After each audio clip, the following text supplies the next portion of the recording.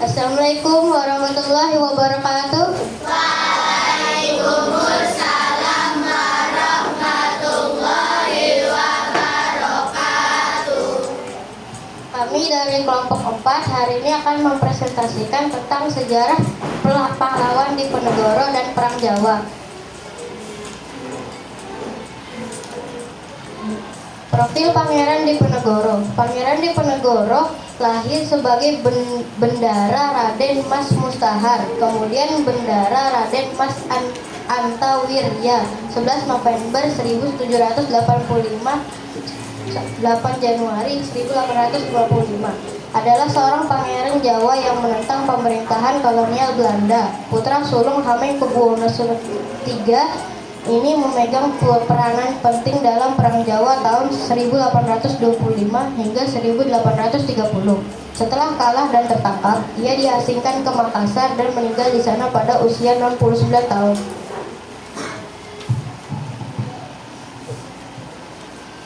Pemicu Perang Jawa.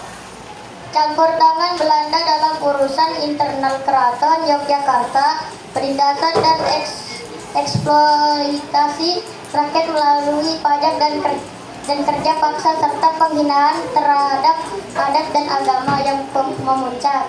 Pada tindakan Belanda merusak makam leluhur Pangeran Diponegoro untuk pembangunan jalan. Taktik perang Pangeran Diponegoro. Perang gerilya pasukan Diponegoro tidak menggunakan formasi pertempuran terbuka, melainkan bergerak cepat dan sembunyi-sembunyi, menyerang secara tiba dan berpindah-pindah dari satu tempat ke tempat lainnya, dan menyerang jalur pengiriman logistik.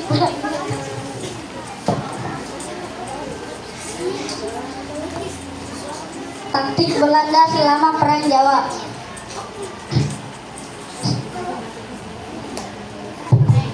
Benteng steel, yaitu sistem pembangunan benteng-benteng di wilayah yang dikuasai dan dihubungkan dengan jalan.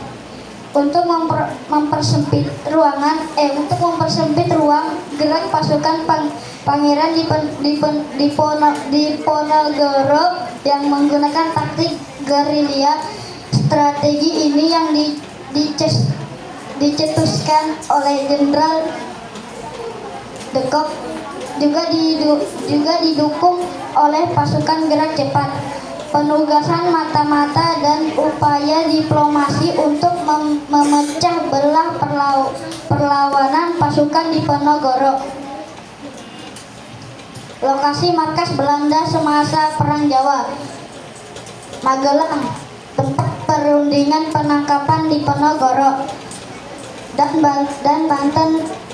Banten Vredenburg di Yogyakarta. Markas militer utama di Jawa Tengah yang dipimpin oleh Letnan Jenderal Hendrik Marcus de Kock. Faktor kekalahan Pangeran Diponegoro. Penangkapan Pangeran Diponegoro. Pangeran Diponegoro ditangkap dengan cara ditipu oleh Jenderal de Kock pada perundingan di Magelang. Penangkapan ini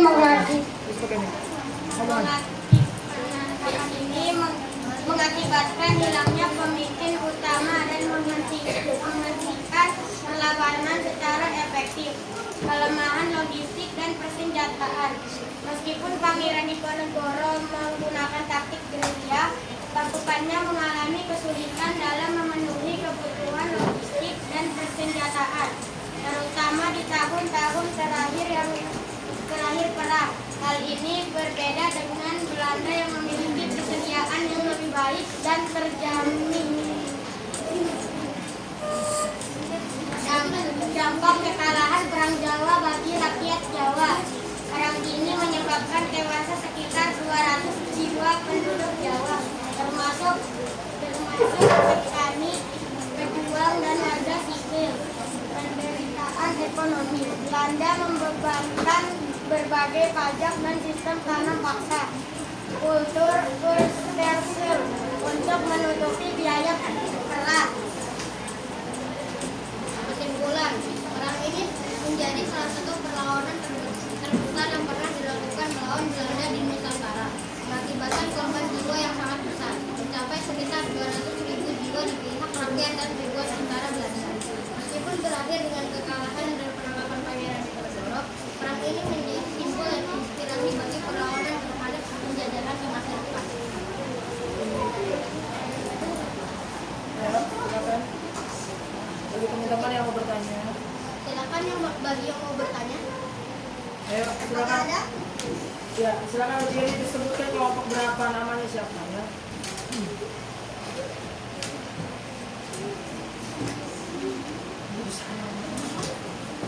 Kami dari kelompok 6 akan bertanya tentang wajah. Apa nanya aja, nanya di situ aja, jangan maju. Ayo sampai pertanyaan.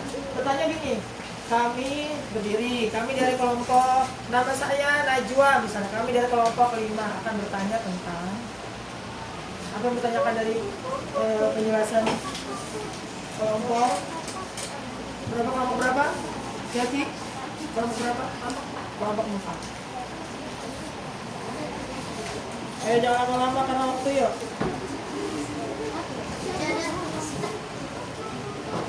Karena bertanya itu juga ada nilai loh ya, nilai poin.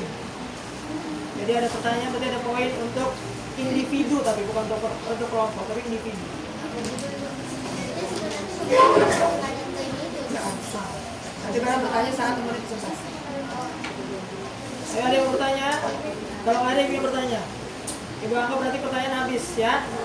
Jadi setiap kelompok yang maju, Anda boleh menanyakan masing-masing 2 pertanyaan. Jadi 2 pertanyaan itu maksudnya satu kelompok. Misalnya kelompok 1 nanya 1, kelompok 2 nanya 1, ya sudah habis. Ya gitu ya, berarti tadi dia nanya. Ibu selalu bertanya setiap kelompok. Pertanyaannya adalah, apa nama taktik atau strategi yang digunakan oleh Pangeran Diponegoro saat Perang Jawa? Perang gerilya. Apa nama taktiknya? Perang gerilya. Bisa dijelaskan secara singkat saja. Perang gerilya dilakukan dengan cara perangnya sembunyi-sembunyi dan tidak dilakukan secara terbuka. Sip, bertepuk tangan untuk kelompok 4. Oke, silakan ditutup.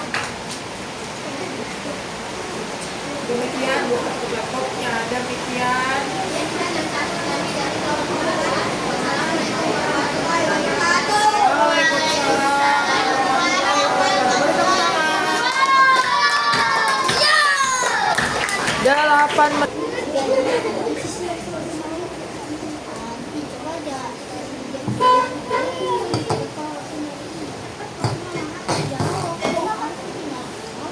Perkenalkan, kami dari kelompok 6 ingin mempresentasikan materi IPAS terkait masuk organisasi pergerakan nasional dan perbedaan bangsa Eropa dan bangsa Jepang.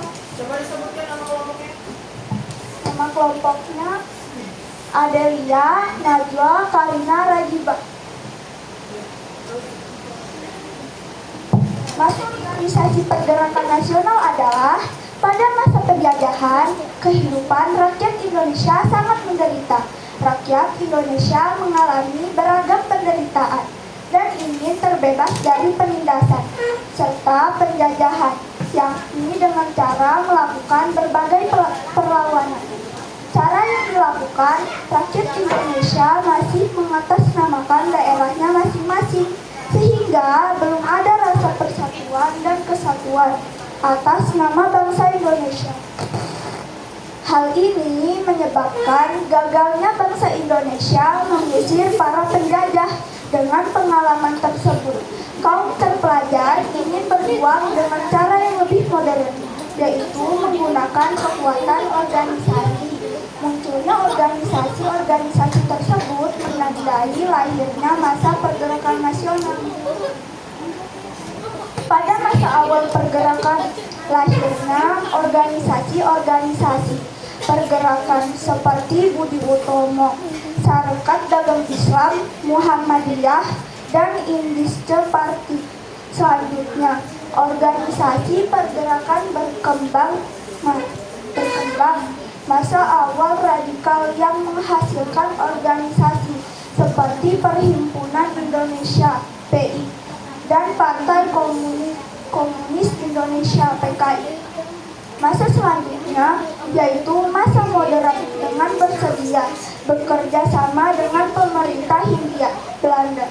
Beberapa organisasi yang berhaluan moderat antara lain Partindo, Gabungan Politik Indonesia (GAPI), Majelis Islam A'la Indonesia (RIAI), Persatuan Pemuda Kristen, Persatuan Pemuda Katolik, dan masih banyak organisasi lain.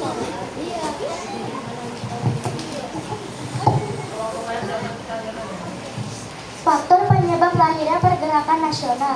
Ada beberapa faktor penyebab lahirnya pergerakan nasional tersebut, yaitu 1. Sejarah kejayaan kerajaan-kerajaan Indonesia di masa lalu. 2. Penderitaan rakyat akibat penjajah. 3. Lahirnya golongan terpelajar dan cendekiawan. 4. Masuknya paham baru seperti nasionalisme dan demokrasi. 5. Kebangkitan negara tetangga seperti Filipina dan India. Sumpah Pemuda. Dengan adanya pergerakan nasional ini, akhirnya menjadi cikal bakal lahirnya peristiwa Sumpah Pemuda pada tanggal 28 Oktober 1928 dari hasil Kongres Pemuda. Selain itu, hasil Kongres Pemuda, lagu Kebangsaan Indonesia Raya ciptaan W.R. Supratman diperdengarkan dan dipublikasikan pertama kalinya pada surat kabar Simple dengan mencantumkan teks bahwa lagu itu merupakan lagu kebangsaan. Pertama, kami putra dan putri Indonesia mengaku bertumpah darah yang satu, tanah Indonesia. Kedua, kami putra dan putri Indonesia mengaku berbangsa yang satu, bangsa Indonesia. Ketiga, kami putra dan putri Indonesia menjunjung bahasa persatuan, bahasa Indonesia. Kesimpulan, masa organisasi pergerakan nasional adalah masa penting ketika rakyat Indonesia bersatu, berjuang dengan organisasi dan membangun semangat kebangsaan hingga menjadi jalan menuju kemerdekaan Indonesia. Perbedaan perlawanan bangsa Eropa dan bangsa Jepang. Latar belakang perlawanan bangsa Eropa melakukan perlawanan untuk memperluas kekuasaan, mencari kekayaan, dan menyebarkan agama. Contoh, Spanyol, Portugis, Belanda, dan Inggris datang ke Asia untuk berdagang dan menguasai wilayah. Bangsa Jepang melakukan perlawanan untuk mempertahankan negaranya dari penjajahan Barat dan kemudian berubah menjadi negara penjajahan setelah berhasil maju. Tujuan perlawanan, bangsa Eropa bertujuan menjajah dan menguasai daerah lain demi kekayaan dan kekuasaan. Bangsa Jepang awalnya melawan penjajahan Barat seperti Amerika dan Eropa untuk mempertahankan kedaulatan, kemudian ingin menjadi kekuatan besar di Asia. Bentuk perlawanan, bangsa Eropa menyerang dan menaklukkan wilayah-wilayah di luar Eropa menggunakan senjata modern dan kapal perang. Contoh, Belanda menjajah Indonesia selama 350 tahun. Bangsa Jepang awalnya modernisasi negara, belajar teknologi Barat agar tidak dijajah. Setelah kuat menyerang negara Asia lain termasuk Indonesia 1942 sampai 1945. Hasil perlawanan, bangsa Eropa berhasil menguasai banyak wilayah di Asia, Afrika, dan Amerika, menjadi pusat kekayaan dunia pada masa itu. Bangsa Jepang berhasil mencegah penjajahan Barat di Jepang, menjadi negara penjajah di Asia, tetapi akhirnya kalah dalam Perang Dunia 11 1945. Kesimpulan, bangsa Eropa berjuang untuk menjajah, sedangkan bangsa Jepang berjuang agar tidak dijajah, lalu menjadi penjajah.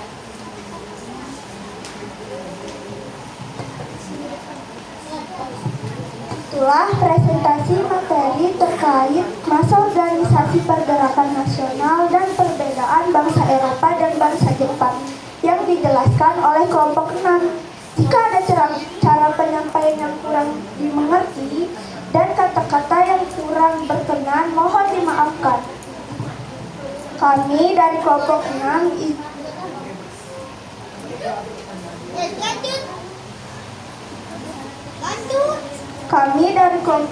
izin pamit undur diri. Sekian, terima kasih. Wassalamualaikum warahmatullahi wabarakatuh.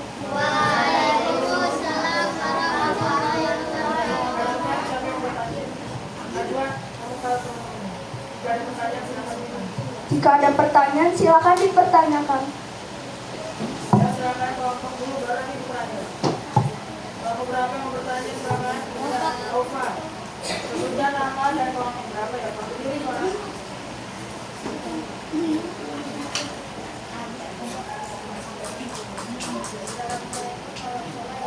Dari ya Pak.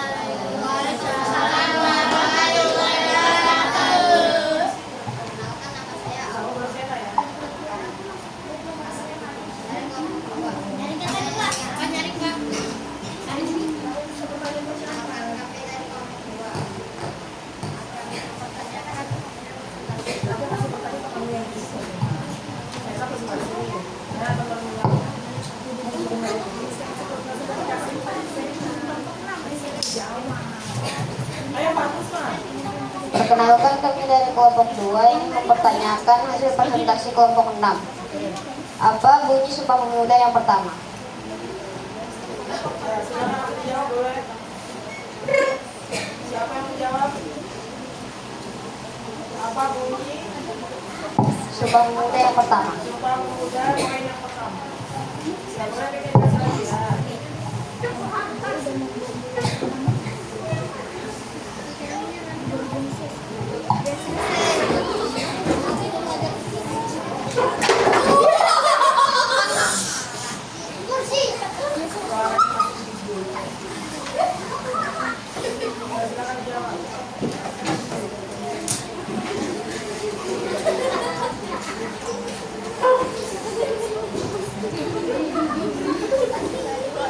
Kami putra-putri Indonesia bertumpah darah yang satu, bangsa Indonesia.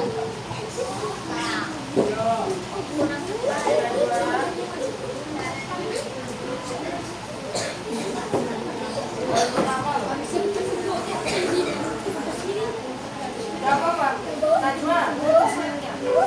Kasih tulis slide-nya yang mana tadi? Poin berapa yang ada di slide-nya? Udah kamu? Ya.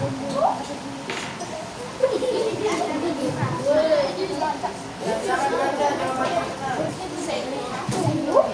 Kami putra dan putri Indonesia mengaku bertumpah darah yang satu, tanah Indonesia. Gimana? Atau ada yang ngomong yang benar? Oke, silakan ngomong lagi. Satu pertanyaan terakhir ya, pusing ya. Tadi gimana?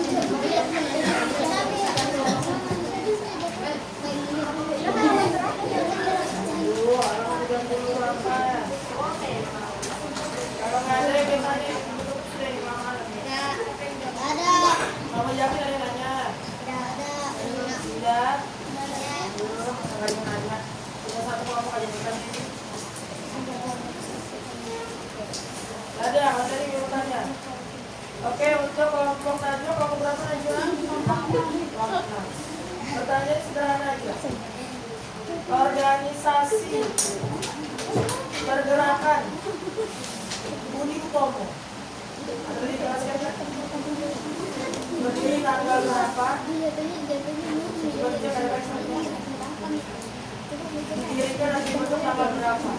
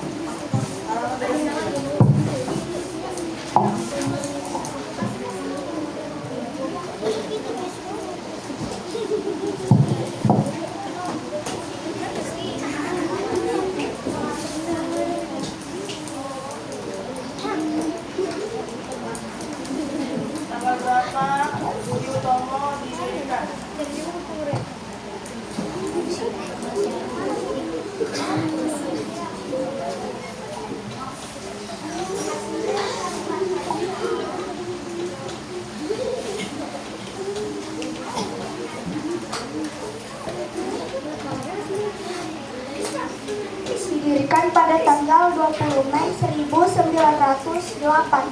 Oleh karena itu tanggal 20 Mei diperingati sebagai hari tanggal 20 Mei ada tuh di bawahnya tuh baru pertama diperingati sebagai Peristiwa Sumpah Pemuda. hari pertama Akhirnya Budi Utomo diperingati sebagai tanggal 20 Mei.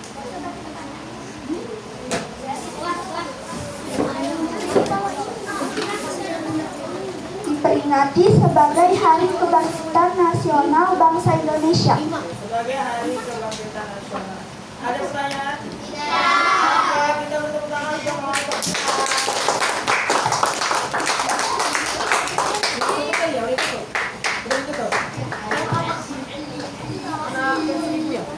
Sudah, silakan kembali. Oke, silakan. Assalamualaikum warahmatullahi wabarakatuh.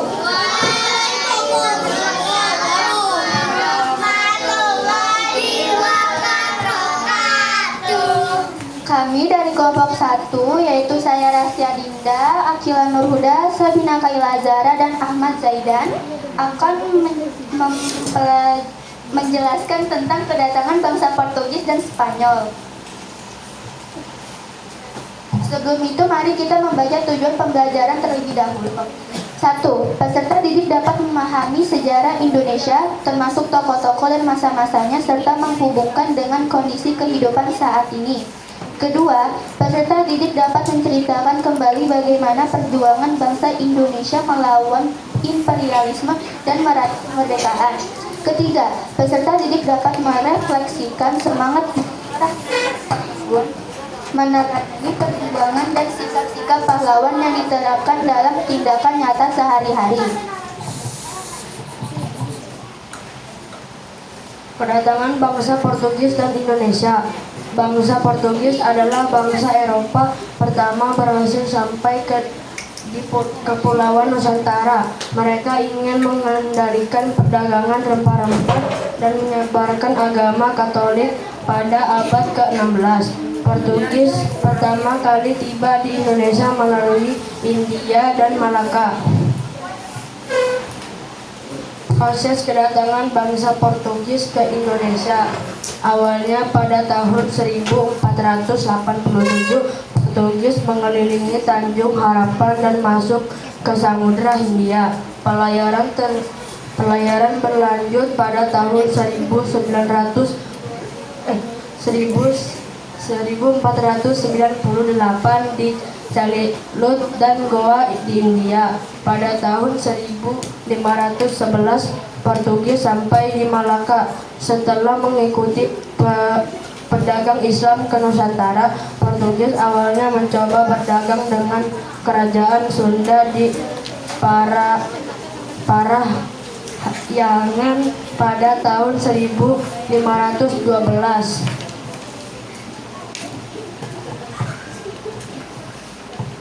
Proses kedatangan bangsa Portugis ke Indonesia. Sultan Ternate meminta bantuan dari pihak Portugis dalam menghadapi musuhnya, yakni Kesultanan Tidore.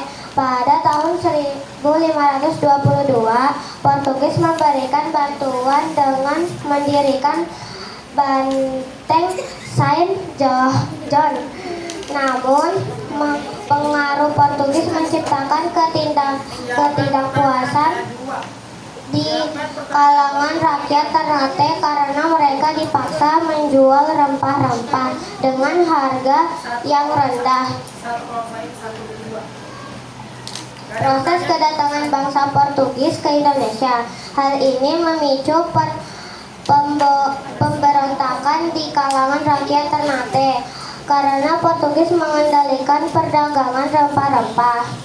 Pemberontakan ini menyebabkan Sultan Ternate terpaksa mengikuti kekuasaan Portugis, bahkan melawan Sultan Hairun, Raja Ternate.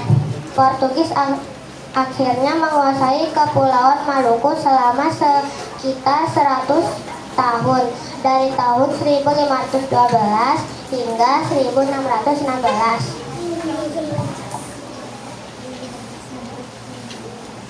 Proses kedatangan bangsa Portugis ke Indonesia. Petani cengkeh di Gurabunga, Kepulauan Maluku sedang berjemur hasil panennya. Cengkeh merupakan rempah asing Maluku yang banyak diincar oleh penjajah. Kedatangan bangsa Spanyol di Indonesia. Bangsa Eropa kedua yang datang ke Indonesia setelah Portugis adalah bangsa Spanyol. Bangsa Spanyol melihat bangsa Portugis berhasil menemukan jalur pelayaran menuju daerah asal rempah-rempah. Jadi tujuan bangsa Spanyol kurang lebih sama seperti bangsa Portugis, yaitu untuk menguasai wilayah timur Indonesia dan menerapkan misi 3G, yaitu goal mencari kekayaan, glory, melakukan kolonisasi, dan gospel menyebarkan agama.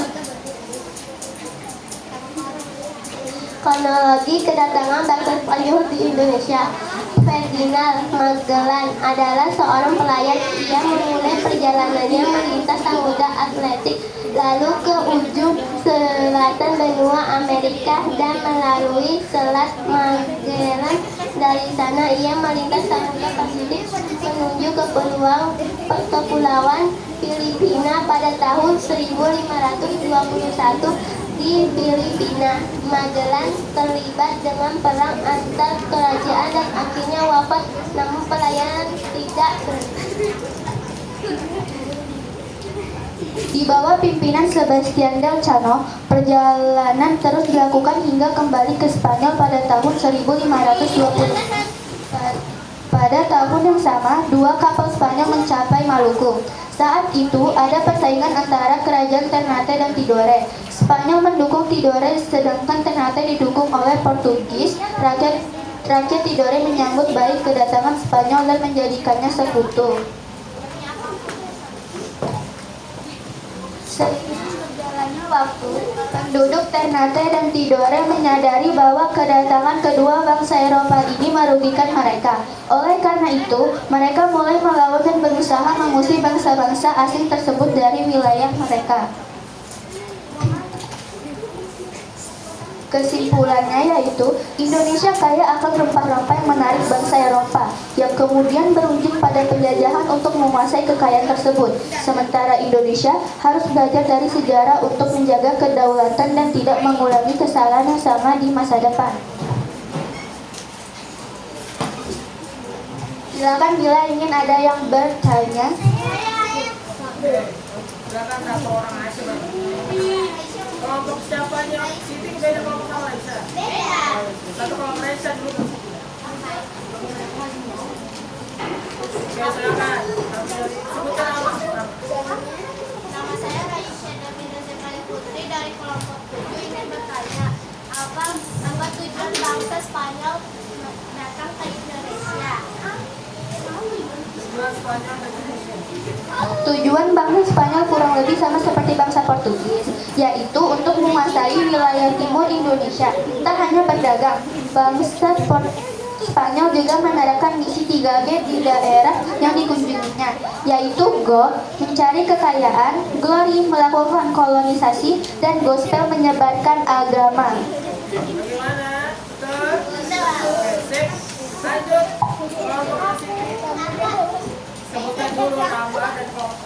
Saya Dini Nur Aisyah dari kelompok Ya,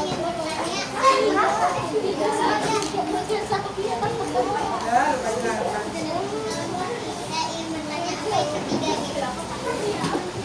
3G yaitu Goal, mencari kekayaan, dan Glory, melakukan kolonisasi, dan Gospel, menyebarkan agama.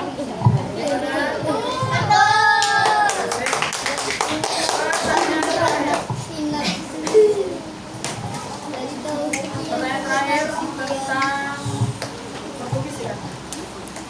Jadi di Portugis itu pertama kali datang ke mana Portugis? Dan dua pertanyaannya, Portugis pertama kali mendarat ke mana? Kemudian Sultan Ternate itu berasal dari daerah mana? Sultan Ternate.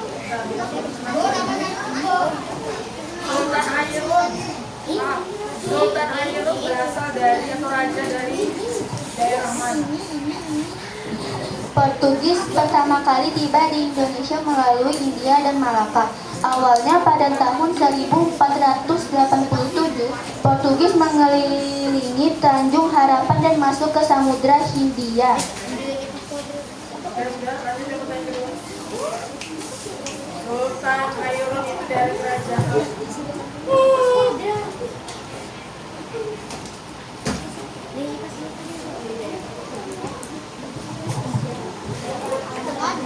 Dari kerajaan Ternate. Dari kerajaan Ternate. Bagaimana yang lain betul? Oke, tepuk tangan.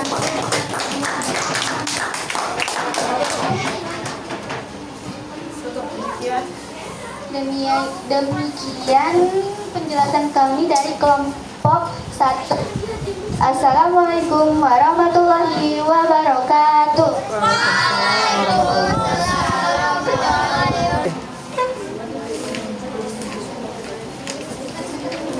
Assalamualaikum warahmatullahi wabarakatuh. Waalaikumsalam warahmatullahi wabarakatuh. Tidak ada basa-basi, berdirinya kampus ini bukan karena tidak ada musik, tapi di sini kita presentasi.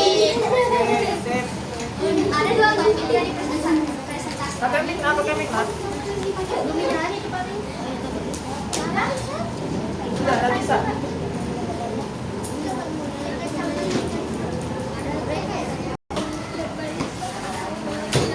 Ayo silakan.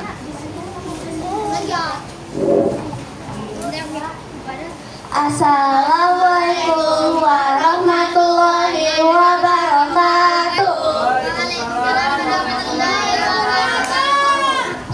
Tidak ada basa-basi, berdirinya kami di sini bukan karena tidak ada kursi, tapi di sini kita mau presentasi. Ada dua topik dari presentasi kami, yaitu cara mempertahankan kemerdekaan dan peristiwa menjelang kemerdekaan. Pertama-tama kita akan menjelaskan peristiwa tentang menjelang kemerdekaan. Halaman 41 ya.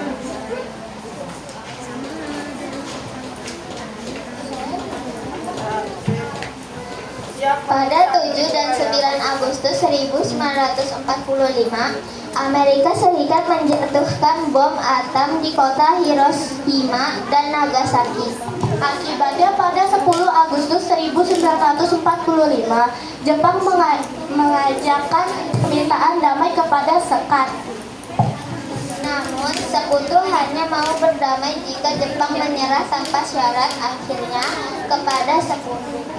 Kejadian ini mempengaruhi Indonesia dan memberi peluang Indonesia untuk memproklamasikan kemerdekaannya. Namun perjalanan Indonesia untuk memproklamasikannya kemerdekaannya tidak berjalan mulus. Peristiwa-peristiwa yang menjelang kemerdekaan Indonesia yang ternyata berasal dari bangsa Indonesia itu sendiri.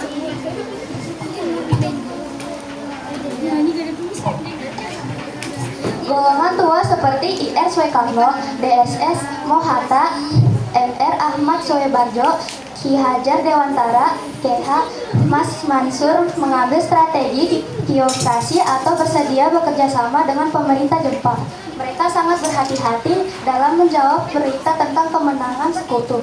Mereka juga berpendapat bahwa proklamasi harus dibicarakan melalui PPKI. Sementara itu, golongan muda terdiri para mahasiswa dan pemuda seperti Soekarni, Adam Malik, Kana, Cairul Saleh, Paduwiguna, DM Dia, dan Syarif Tahir. Mereka tidak ingin bekerja sama dengan Jepang dan merasa sangat ingin memproklamasikan kemerdekaan. Mereka percaya bahwa Indonesia merdeka tanpa bantuan PPKI. Oleh karena itu, pada 16 Agustus 1945, pada para pemuda membawa Soekarno dan Hatta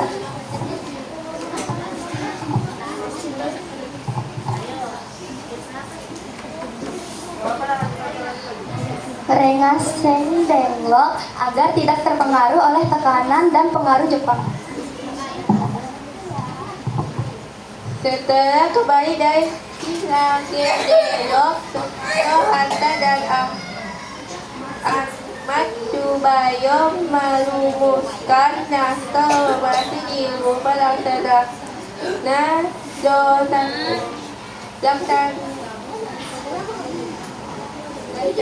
dotasi Madeda Musa Romanti tersebut ditandatangani oleh Soekarno dan Hatta atas nama bangsa Indonesia, lalu diketik oleh Saifuddin Meli.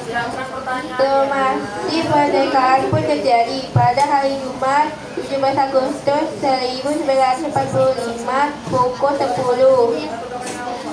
WIB.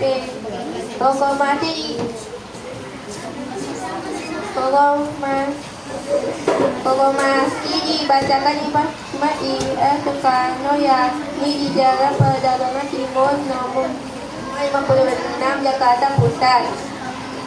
Meminta Soekarno dan Hatta segera menyatakan kemerdekaan Indonesia.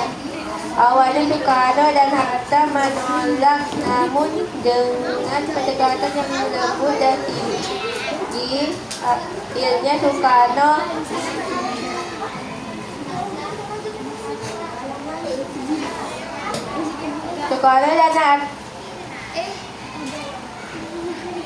dan Hatta setuju untuk memproklamasikan Indonesia pada tanggal 17 Agustus 1945.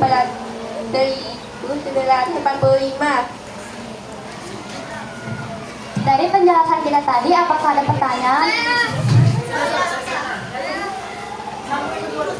Cara pertahankan sambung dulu. Ya, sambung dulu. Lanjut kita akan ke topik kedua, yaitu cara mempertahankan kemerdekaan. Kemerdekaan Republik Indonesia tidak diperbolehkan secara sukarela atau pemberian bangsa lain, melainkan hasil dari perjuangan dan perlawanan terhadap para penjajah. Berikut hal yang perlu dilakukan untuk mempertahankan kemerdekaan Indonesia. 1. Menumbuhkan rasa cinta kasih sebagai bangsa Indonesia, di antaranya dengan cara berikut. A. Mengenal Indonesia dengan melakukan kunjungan ke berbagai wilayah Indonesia. B. Mempelajari sejarah bangsa dan mengambil berbagai hikmah yang ada di dalamnya. C. Mempelajari dan melestarikan berbagai budaya dan kesenian bangsa sendiri. D. Membeli dan mencintai produk-produk dalam negeri.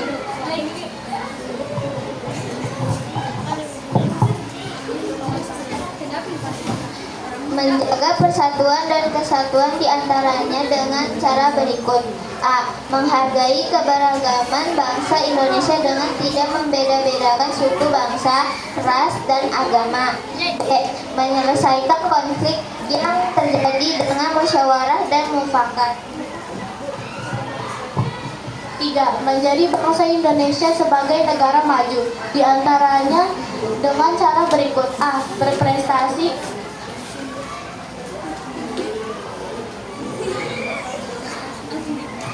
Berprestasi di berbagai bidang agar diakui dunia sebagai bangsa yang unggul.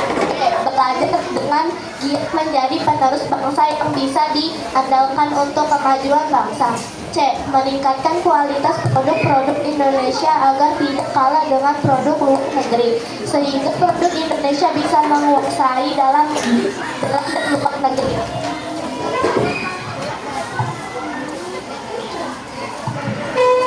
Dari penjelasan kita tadi, apakah ada pertanyaan?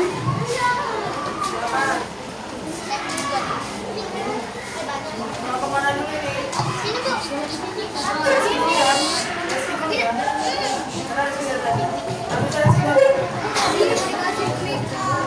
Perkenalkan, nama saya Redeski. Kami dari kelompok 5 ingin bertanya. Pada 7 dan 9 Agustus 1945, Amerika menjatuhkan bom atom di kota.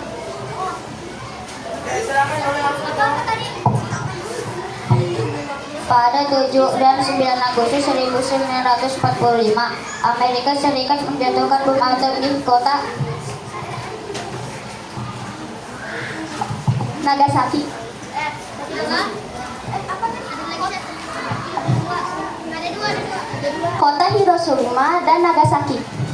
Bagaimana, betul? Perkenalkan, nama saya Sadina Kaya Ajara. Kami dari kelompok 1 akan menanyakan golongan tua merupakan sebutan untuk nama-nama tokoh seperti Golongan tua itu siapa aja? Boleh yang lain yang menjawab? golongan tua yaitu IR Soekarno, DRS Mohatta, MR Ahmad Soebarjo, Ki Hajar Dewantara, KH Mas Mansur, DR Buntaran Marmoat Mojo. Bagaimana, betul? Oke, terakhir. Ibu ingin menanyakan mengenai peristiwa Rengas Dengklok. Peristiwa Rengas Dengklok itu terjadi pada tanggal berapa dan apa artinya? Maksudnya peristiwa Rengas Dengklok seperti apa? Boleh diulangi? Peristiwa Rengas Dengklok itu terjadi tanggal berapa? Dan peristiwa apa yang terjadi di peristiwa Rengas Dengklok ini? Apa yang terjadi di dalamnya?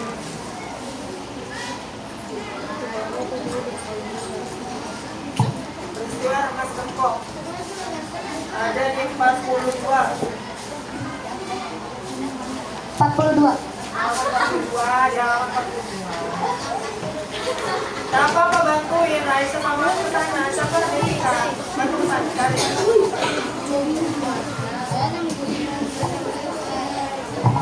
Bantu temannya bantu.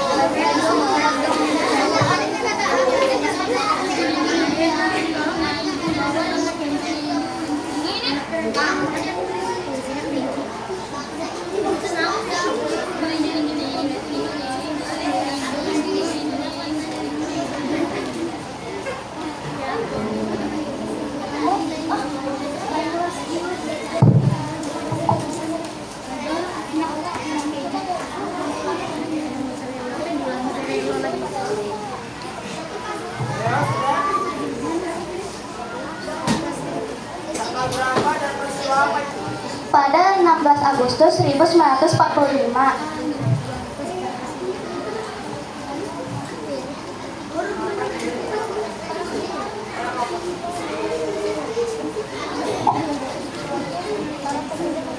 para pemuda membawa Soekarno dan Hatta ke Rengas Dengklok Untuk apa? agar tidak terpengaruh oleh tekanan dan pengaruh Jepang. Bagaimana kawan?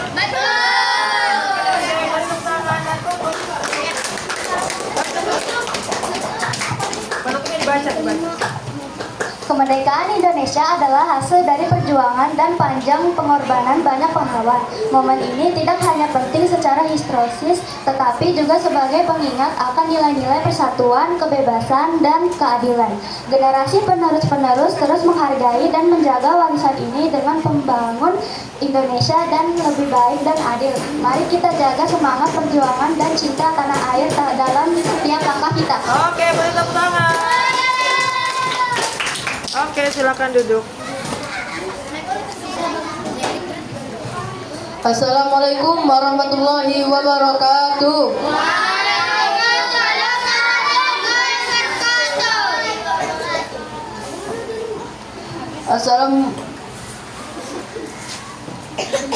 Perkenalkan, kami dari kelompok 2 ingin memperkenalkan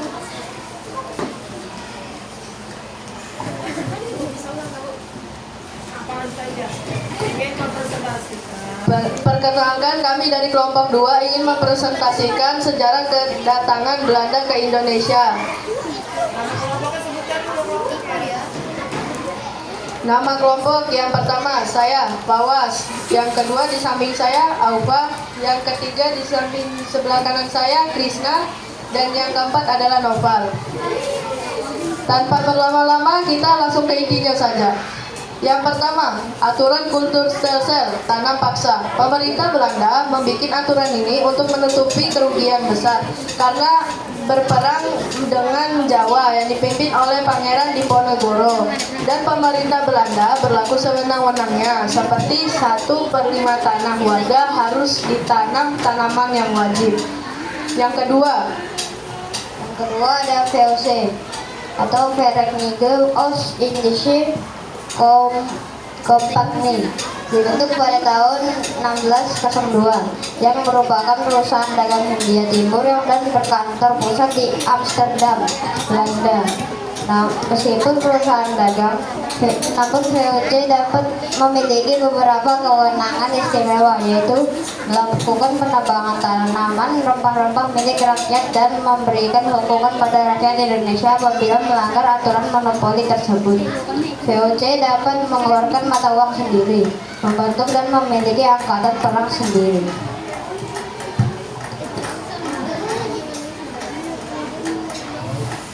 Politik etis.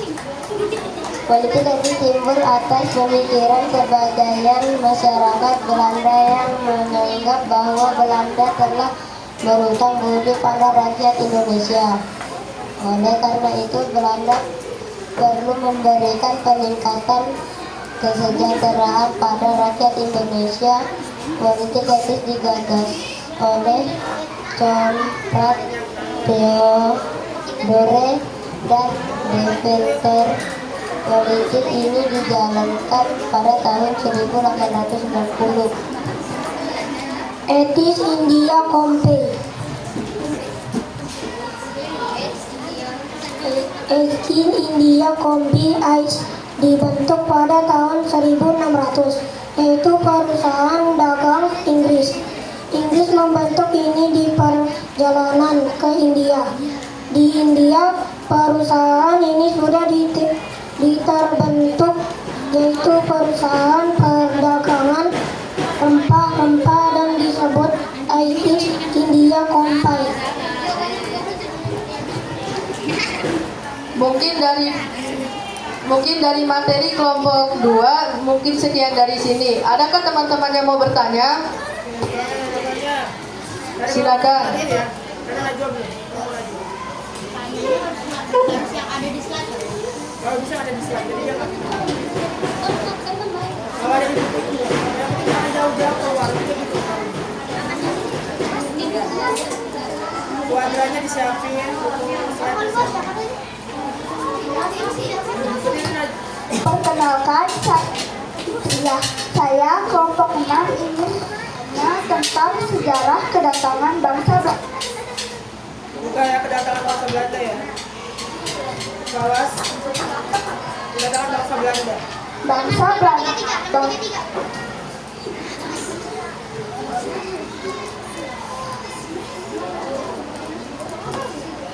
Bangsa Belanda datang untuk kedua kalinya ke Nusantara pada tahun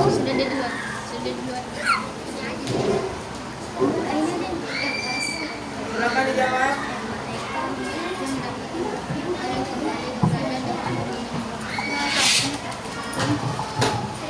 Bangsa Belanda datang ke Nusantara pada tanggal 1598.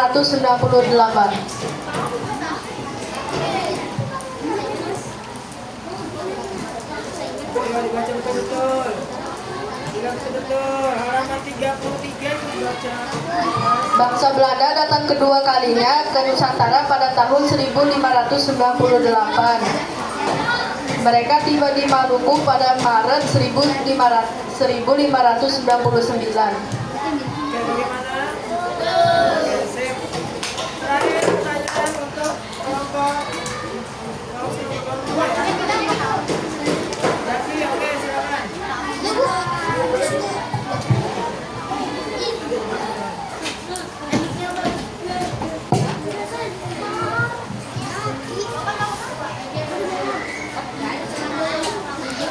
Nama saya Zafi, saya dari kelompok 4. Saya ingin bertanya,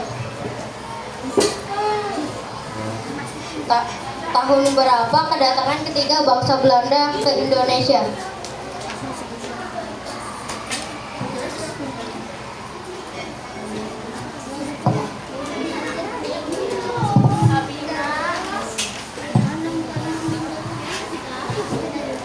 Bangsa Belanda datang ketiga kalinya pada tahun 1601. Adalah kedatangan ketiga bangsa Belanda ke Nusantara. Bagaimana, betul? Betul. Tutup ya.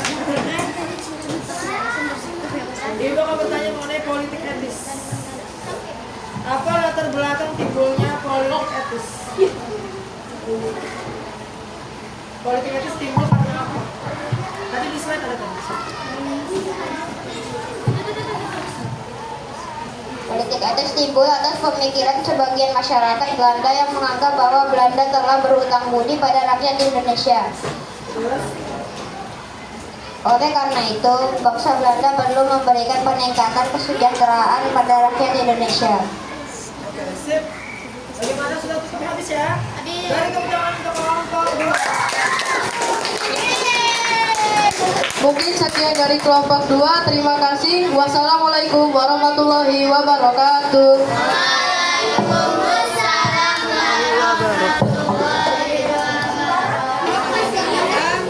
Silakan.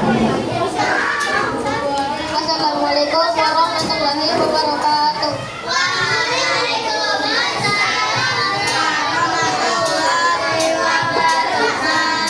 Kami akan mempresentasikan tugas yang bertema Perang Padri Perjuangan Imam Bonjol. Berikut kami akan menyebutkan nama kelompok 5. 1.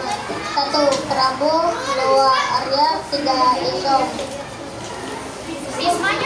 Sejarah perjuangan Imam Bonjol. Tuanku Imam Bonjol adalah seorang ulama dan pahlawan nasional Indonesia yang memimpin perang Badri di Sumatera Barat melawan penjajah. Kisah perang Imam Bonjol.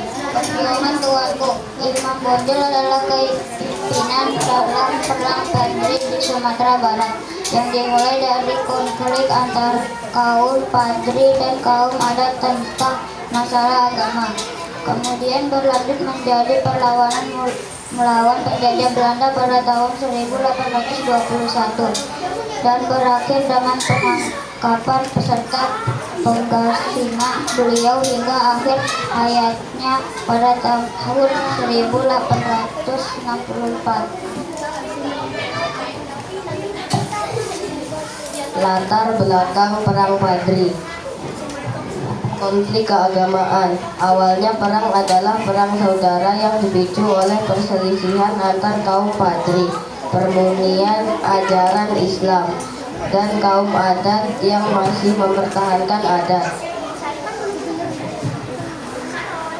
Peran Imam Bonjol. Tuanku Imam Bonjol bernama asli Muhammad Sahab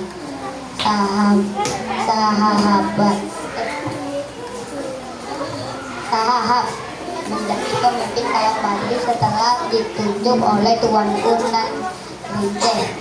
Ia membangun benteng pertahanan di Bonjol yang menjadi simbol perlawanan. Perubahan menjadi perang melawan penjajah. Kepemimpinan dan strategi. Tuanku Imam Bonjol memimpin perlawanan dengan keahlian agama dan militer. Menerapkan strategi perang India untuk menghadapi pasukan Belanda yang mulai modern. Boleh, terus sudah selesai. Di rolling lagi. Akhir perjuangan dan perundingan dan penangkapan. Pada tahun 1837, Tuanku Imam Bonjol ditangkap oleh Belanda dalam sebuah siasat di tengah upaya di perundingan damai.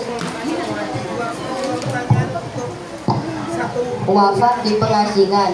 Tuanku Imam Bonjol wafat di tempat pengasingannya yang terakhir pada 6 November 1864. Warisan Tuanku Imam Bonjol.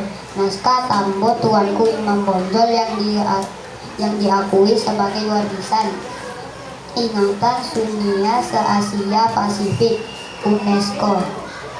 Museum Tuanku Imam Bonjol di Sumatera Barat, serta semangat dan nilai pahlawan yang tercermin dalam uang 5.000 rupiah. Perlawanan terhadap penjajah Belanda dalam Perang Badri dan ajaran-ajarannya sebagai ulama.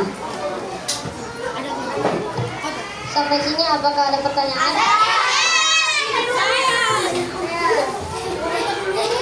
Ada dulu ya. Ini belum. Silakan bertanya. Oke, ujung sana.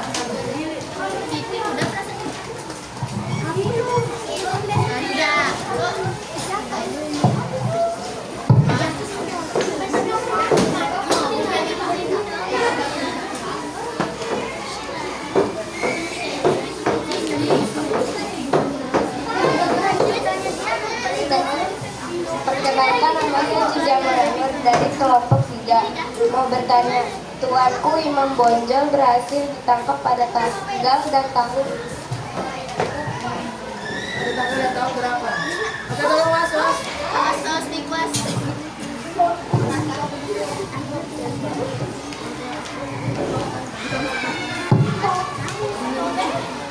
Imam Bonjol berhasil ditangkap pada tanggal 25 Oktober tahun 1837. Bagaimana? Ada lagi? Ada ini. Terakhir. Kelompoknya depan. Ini. Ini apa ini namanya?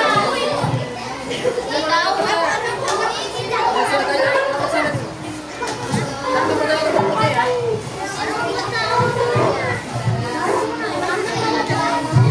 Perkenalkan, nama saya Devika Astila Putri dari kelompok 7 ingin bertanya. Tuan Imam Bonjol wafat di mana dan tahun berapa?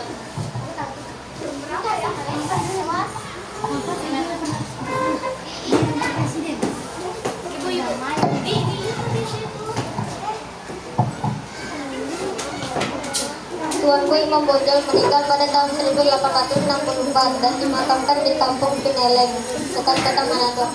Oke, bagaimana? Oke, sip terakhir. Apa yang menyebabkan terjadinya perang Fajri? Perang Fajri terjadi karena apa?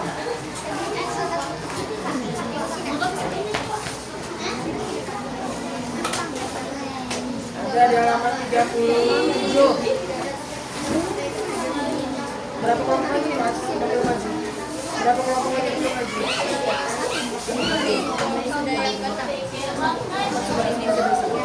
Perang Fajri terjadi di Minangkabau, Sumatera Barat. Perang tersebut dimulai dari konflik antara orang-orang yang mengikuti adat kaum adat dengan kelompok agama kaum Fajri tentang praktik keagamaan. Oke, bagaimana betul? Sekian dari kelompok kami. Terima kasih telah menonton. Assalamualaikum warahmatullahi wabarakatuh. Waalaikumsalam. Dikulung. Waalaikumsalam. Kita dari kelas 3 kelompok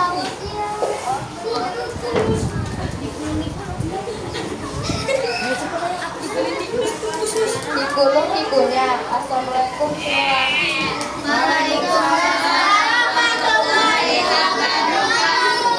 Kita dari kelompok 3. Kita semua akan mempresentasikan tentang sejarah kedatangan bangsa Inggris dan Jepang. Kita membagi 2 topik, yaitu sejarah kedatangan bangsa Inggris dan sejarah kedatangan bangsa Jepang. Sebelum itu kita memulai presentasi. Kita akan memperkenalkan diri. Di sini ada 4 orang yang bernama Cindy, Cinta, Indra, dan Siti. Kita akan memulai presentasi yang pertama, sejarah kedatangan bangsa Inggris. Kedatangan bangsa Inggris ke Indonesia dimulai pada abad ke-16 yang dipimpin oleh Francis Drake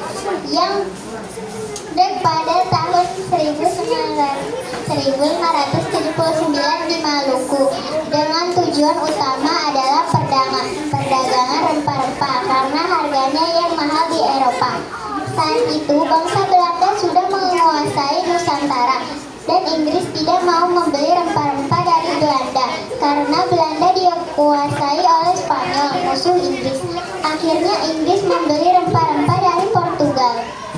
Namun, setelah perang antara Inggris dan Portugal, Inggris tidak bisa lagi mendapatkan rempah-rempah dari Portugal. Mereka mulai melakukan perjalanan ke India untuk mencari rempah-rempah. Lalu di India, Inggris membentuk perusahaan dagang bernama East India Company (EIC) pada tahun 1600. Selanjutnya, bangsa Inggris datang ke Banten pada tahun 1602 untuk mencoba mengadakan hubungan dagang dengan Banten dan mendapat izin dari Sultan Banten untuk membuka kantor dagang di Banten.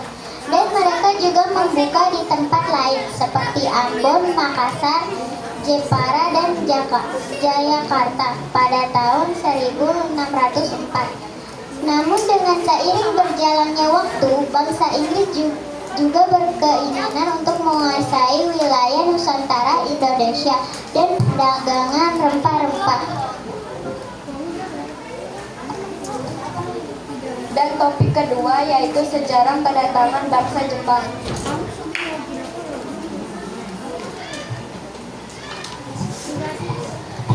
Kedatangan bangsa Jepang ke Indonesia.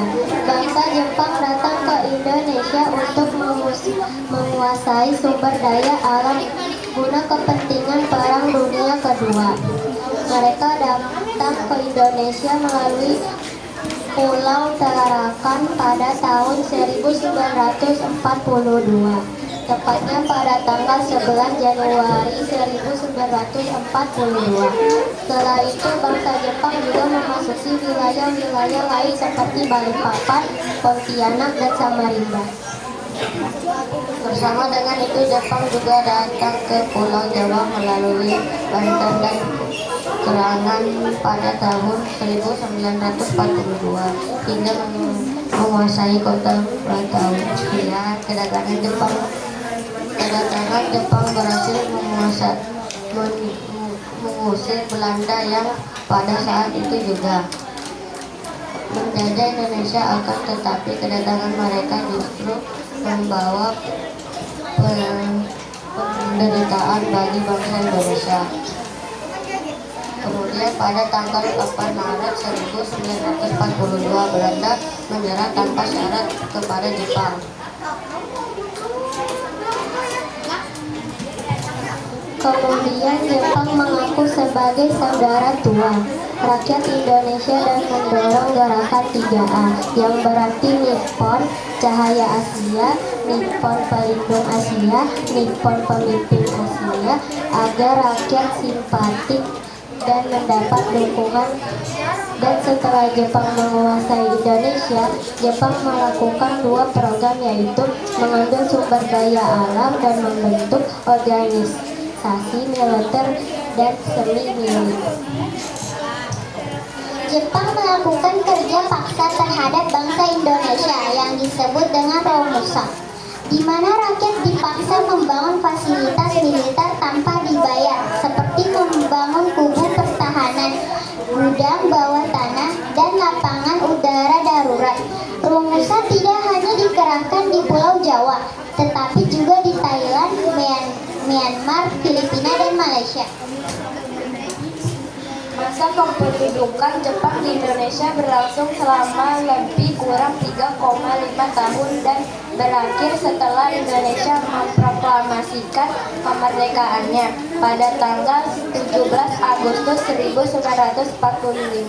Apakah di sini ada pertanyaan?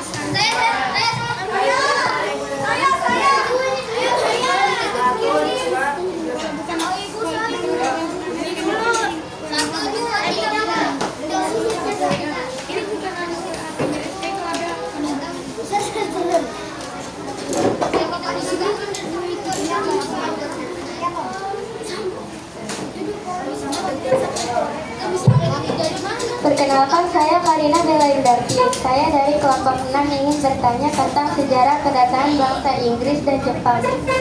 Inggris membentuk perusahaan dagang bernama East India Company pada tahun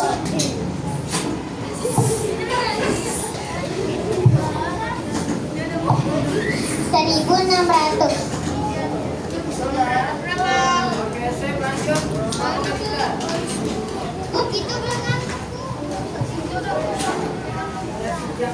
Saya Rasya Dinda dari kelompok 1 ingin bertanya tentang kedatangan bangsa Jepang di Indonesia. Apa yang dimaksud gerakan 3A?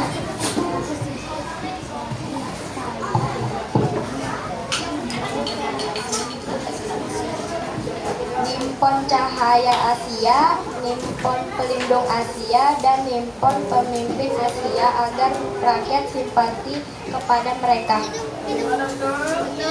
Oke, sip, lanjut saya. Kalau boleh tahu sudah ditanya awas. Tanya nih. Ayo, yang lain sudah ya.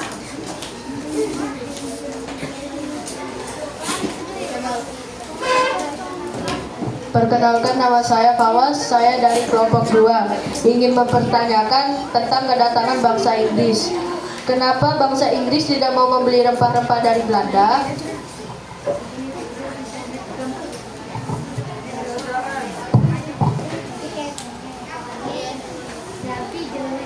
Karena Belanda dikuasai oleh Spanyol, musuh Inggris.